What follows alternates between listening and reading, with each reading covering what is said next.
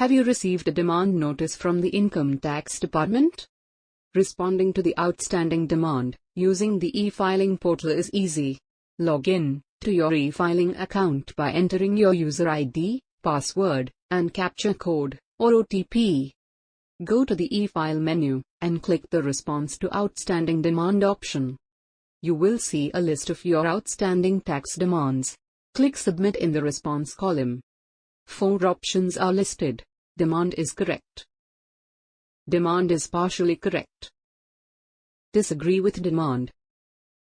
Demand is not correct but agree for adjustment. Let's examine scenarios where you agree that the demand is correct and disagree with the demand. Choose an option and click Submit.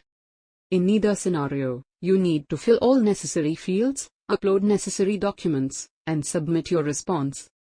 Note that once you agree with the demand, you cannot disagree later. You can pay the demand using options under Pay Tax. If any refund is due, it will be adjusted against the outstanding demand. That's it. Responding to outstanding demand is that simple.